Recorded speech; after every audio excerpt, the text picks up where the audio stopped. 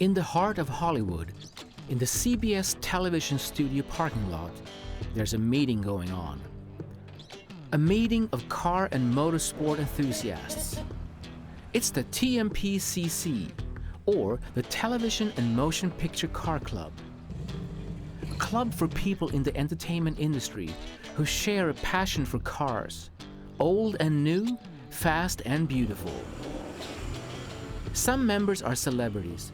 Some are working behind the scenes in the industry, and others are lifelong motor personalities who will share their stories with us before they're gone.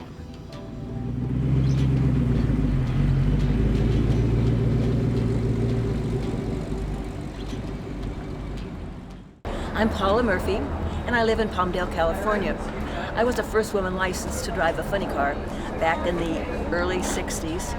Originally, I was in aerospace as a secretary and an engineering aide, and at that particular facility we had a sports car club, and so I decided, well, I had an MG, an old MG, and I thought, well, okay, let's join this club.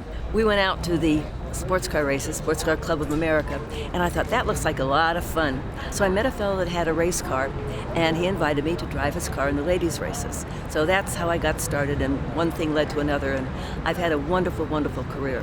You know, when I was racing, and particularly with the funny car where you're going up to 200 miles an hour back then, I thought I'd watch somebody else go down the track in their funny car, and I thought, I don't think I want to really do that. And then I get in the car myself, and I said, well, it's no big deal. It's, you know, you just put your foot down on the pedal and hold on and hope for the best. Well, in a fuel car, a funny car, or a top fuel dragster, whatever, there's a lot of noise. But we're enclosed in a cockpit, and we have a helmet on, so the noise isn't so bad. But when you're in the stands, particularly now with top fuel cars, when they make a pass and go down the strip, your eyeballs tremble. The sound is so immense. Sound kind of does give you a little stimulus, a little thrill.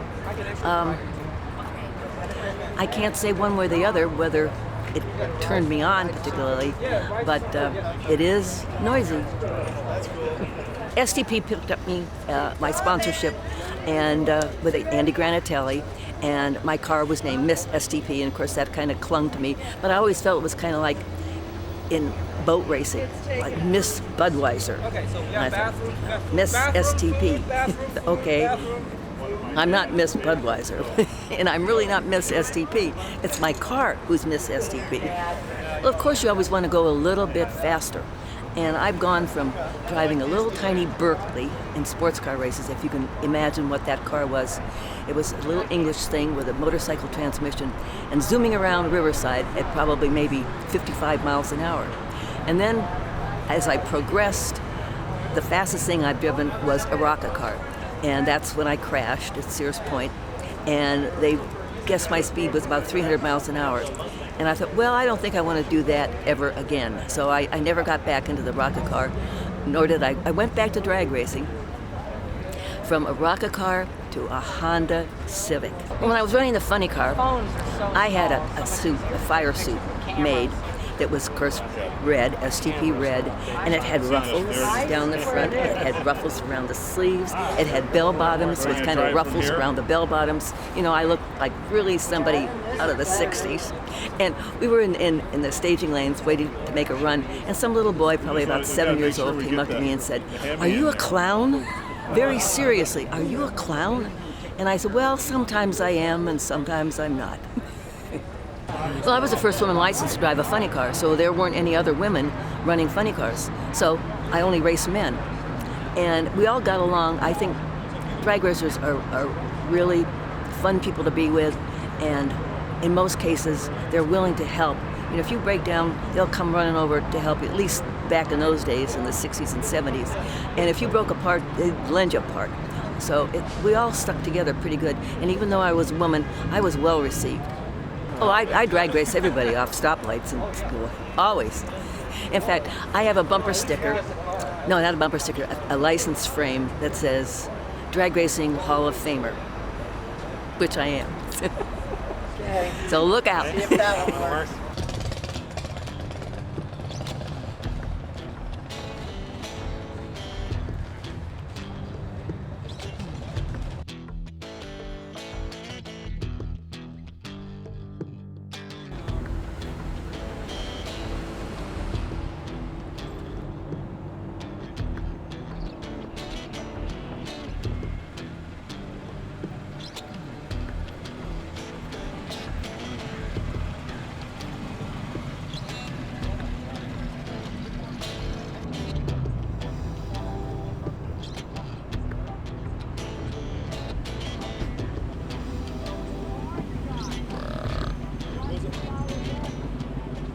do you want? What do you?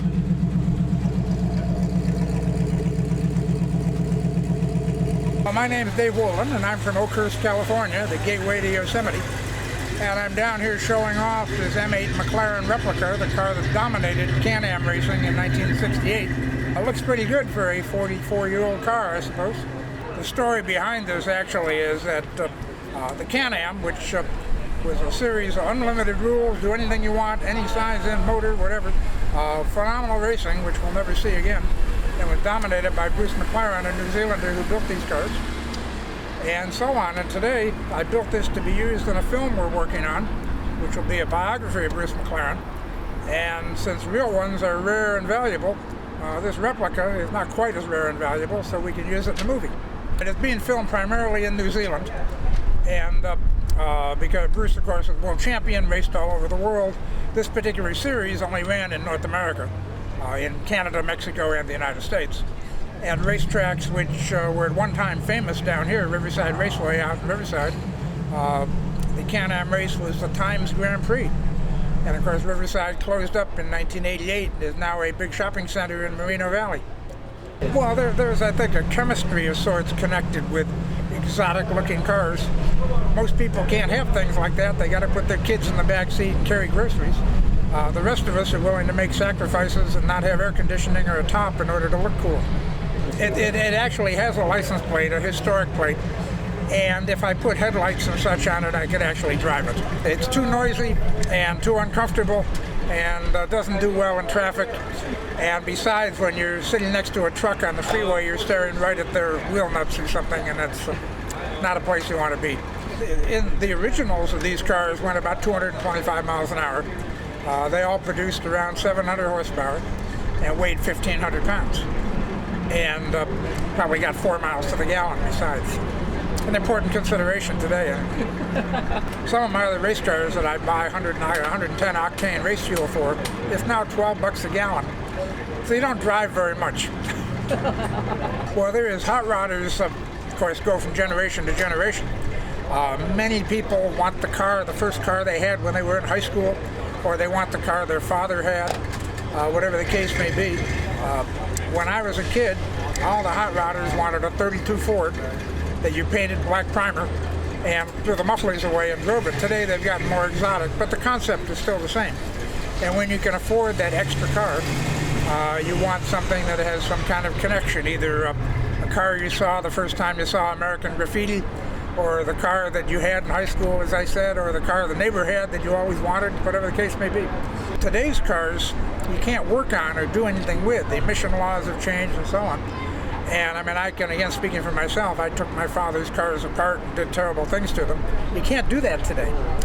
And so if you want a car that doesn't have to meet all these regulations and requirements, in California it has to be pre-1974 anyway. So why not build a 1968 Camaro, have no emission testing, do whatever you want with the motor, probably, and get to fiddle around with it and do things to it that you couldn't otherwise do. So we're trying to make this paint match the original 1968 McLaren. And as it turned out, in Bruce McLaren's shop in England, they used the traffic paint from the road department next door. It was called Ryland's Traffic Yellow. They wanted a different color, actually. You know, English cars are all British racing green. And these guys were New Zealanders living in England, and they probably didn't like each other very much or something, and wanted a unique color. And it was the middle of the night, and they said, well, let's just paint it yellow. And they found the road department paint, and it was probably free. Whether the road department knew about it or not, I don't know. But that went on, and people have called it papaya yellow and assorted colors of orange and things like that. And the only importance to all that is this became a trademark for McLaren's cars. He died in a racing accident in 1970. But the current McLaren cars today, which are now $500,000 exotic road cars, they always do one in this color as part of the tradition or something like that. So it's funny. We finally got this color from Bruce McLaren's widow in New Zealand, who had their painter get a touch of my painter, and they got to match it up. These are all various versions of Bruce McLaren's cars of 1968, 69, 70, 71, 72. They won this series year after year. And they're all a little bit different. A new hole there, a new bracket here, whatever it might be. And the people racing them today like to have that story connected with it, even if it's not quite factual, maybe, you know. So everybody says, oh yeah, well, Bruce drove this and Denny drove that, and here's the car, the one here, and the car, the one there. And I say, gee, I was there and I don't remember that happening.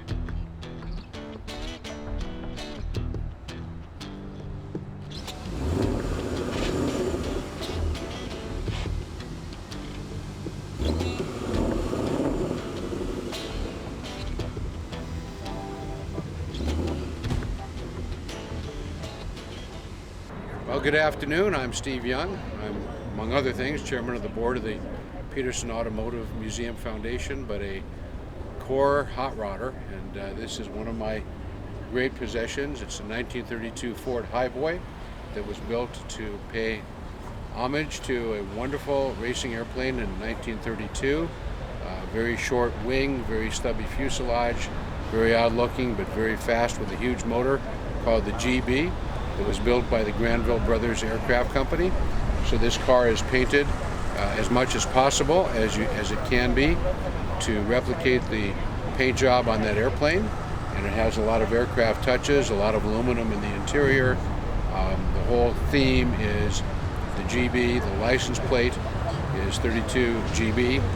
And the whole idea is just to remind people what a great airplane that was.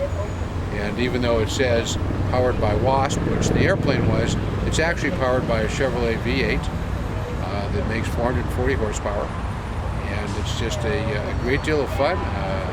This car is not a trailer queen. I drive it all the time. I drove it here to CBS Television City from Tarzana, and happy to participate in the Television Motion Picture Car Club's car show. And it's just fun. I mean, these cars are the most fun when they're used.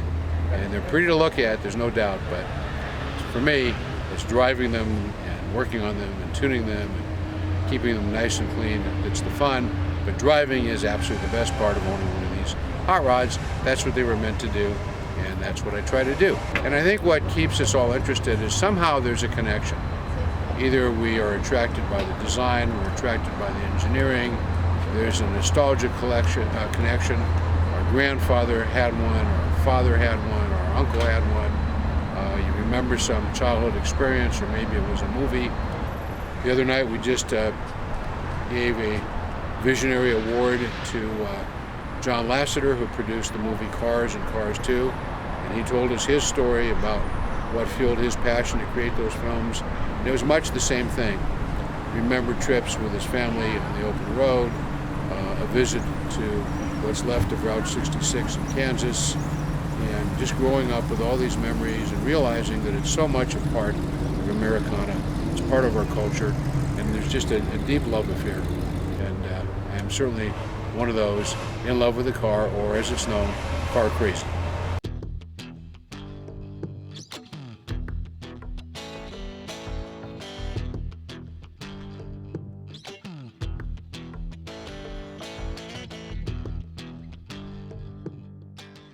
Hi, I'm TV Tommy Ivo, as they call me. I started out working in pictures, and I made about 100 movies and a couple of hundred television shows over a 20-year period. Of course, everything from the Western Union delivery boy to finally starring in, co-starring in a series called Margie. And it's kind of coming back to old home week here, because right behind us here at CBS Television City, I made a movie called Climax. Chrysler Theater was the sponsor on the thing, and it was live television in those days. They haven't started taping yet, and that thing, you'd hear that voice come on live from Television City in Hollywood, and your knees would get weak, because if you forgot the line, that was it. It was all over.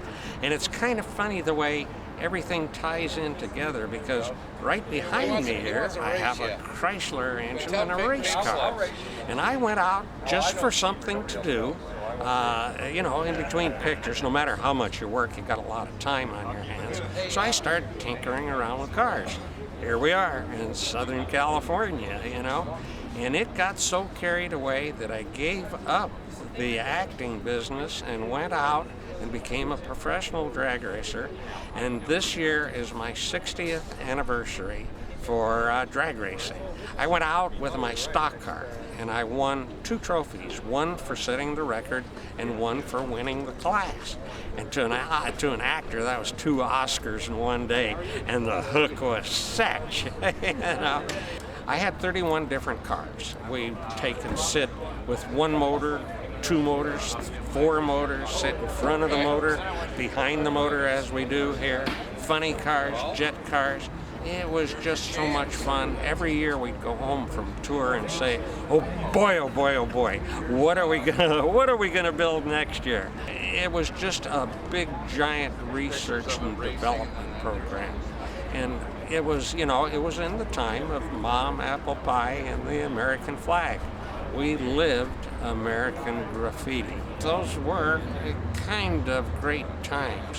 When we went out with this car right here, we'd just take it, put it on an open trailer, and go down the road like a couple of old barnstormers with the old bi-wing planes when they were running around. Don Perdone went along with me. Don the Snake Perdone. He did quite well in drag racing, and I'm kind of proud of him because he started with me. But he was my tire wiper at the time, and people, they'd look at the car and say, what are you going to do with that? There were no interstates. We were just on little side roads running around, and we'd do things to really spice it up. We'd put a little gasoline down on the track, and when you'd smoke across it, it would pick it up, and the headers here would light it, and it would go into a ball of fire like the tiger jumping through the woods in Barnum and Bailey Circus. The only thing, one time, I took a car, it was actually a rear motor car, and it exploded going into the finish line, and it exploded so severe it threw a piece of shrapnel through one of the tires, and it turned upside down and backwards and ran 240 miles an hour. And that was the most thrilling thing that ever happened to me in my life. It was my e-ticket ride. The only thing that made me mad was it scared me so bad I closed my eyes and missed the whole show.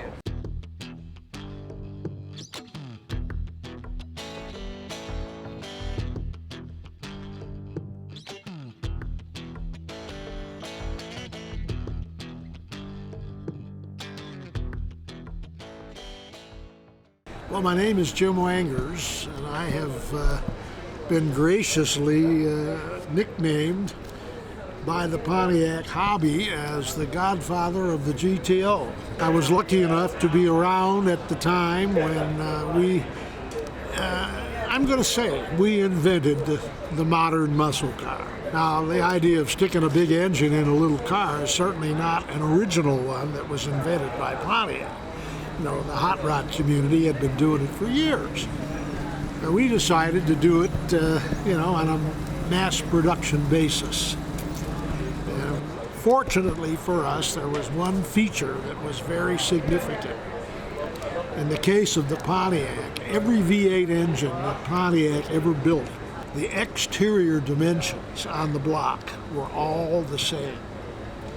So when we decided way back in 1964 to stick a 389 cubic inch engine in a car, which was really the Tempest Le Mans, that was scheduled to be introduced with a 326 cubic inch engine. Well, for us to pull the 326 out and stuff the 389 in there was a half an hour's job because the motor mounts were the same. Now, everybody else in the manufacturing world, including General Motors' other divisions, Chevrolet and Olds and Buick, Ford, Chrysler cars, when they went to build their own muscle car and stick what they called their big engine or their big block into a car that was engineered to handle a smaller block, they found that they had to re-engineer the motor mounts, which took another year. So in effect, when the GTO came out in 1964, we were the only true muscle car for 1 full year, even though the Chevrolet Malibu Super Sport or the Olds 442, the Buick Grand Sport, even though they were out, they had smaller engines in them. They did not get their big engine in until the following year. It's become known, and still is known, as the primo muscle car. General Motors had made the decision at the end of the 1962 model year that they were going to withdraw from any active support of any professional motorsports activity. Now, this was a result, frankly, of the Justice Department sort of leaning a little bit on General Motors, because they were getting at that time about 55% of the new car market.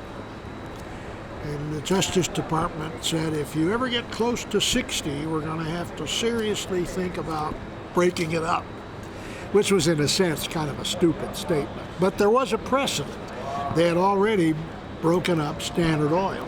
Well, GM management, as a result of that threat, decided maybe what we ought to do is kind of slow down a little bit the idea of attracting younger people, which was really, in a sense, kind of a dumb decision. But in accomplishing that, they decided to withdraw from any active participation in motorsports. Well, Pontiac had been enjoying tremendous success, particularly in the 60, 61, 62 model years. And suddenly to be told that we had to get out of that, we could no longer provide cars or parts or do any development work, was a setback, a serious setback. And so in the meetings that were held with the Pontiac management and some of the engineering teams, they were sitting around one day trying to figure out how they were going to recover from this major setback, which was to get out of any organized motorsports. And in that capacity, one of the engineers, suggested, well, as you know, we've got this new intermediate car coming. It's scheduled to have a 326 cubic inch V8. There's no reason why we couldn't put a 389 in there.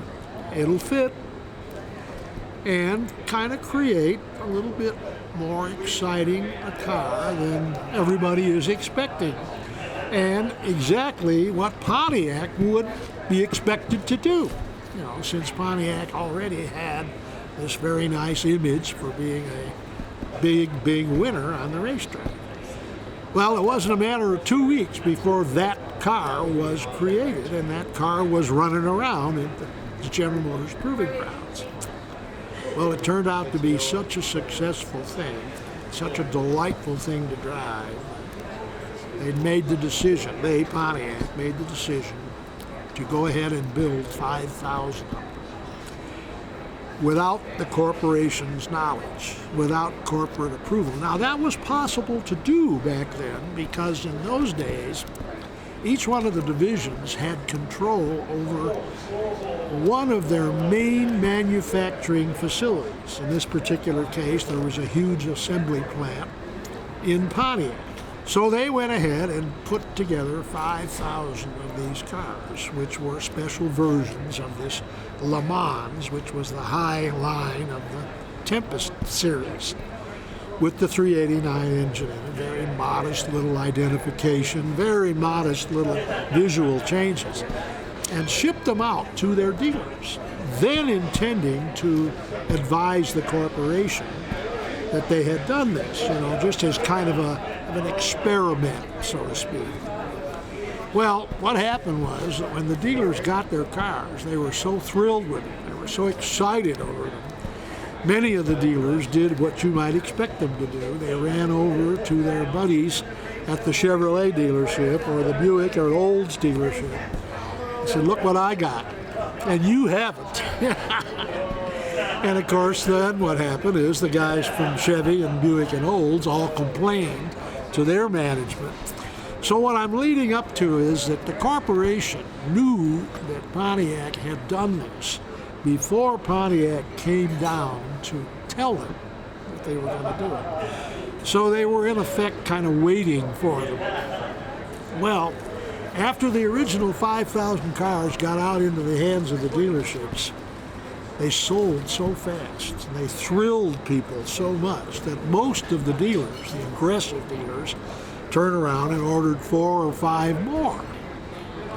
So when the Pontiac management team went down to the corporation to tell them what they had done, they also brought along 15,000 new dealer orders for these cars. Not sold cars to the consumer, but dealers' cars, sold to the dealers to be resold, which was a tremendous vote of confidence, as you might appreciate, in the car. And by that time, of course, the corporation had had all kinds of pressure brought on them from Chevrolet and Olds and Buick to do the same thing. Well, when the corporation found out that Pontiac had 15,000 new orders for this car, they obviously said, we're not going to shut that off. So they turned around and allowed Pontiac to continue to build it. We ended up building over 30,000 of that car in 1964. Chevrolet and Olds and Buick, as well as Ford and Chrysler, brought out a version of their muscle car. The Chevrolet was called the Super Sport, Olds was the 442, Buick called theirs the Grand Sport. They had the Dodge RT and the Plymouth GTX. And of course, even Ford came out with what they called the Fairlane GTA.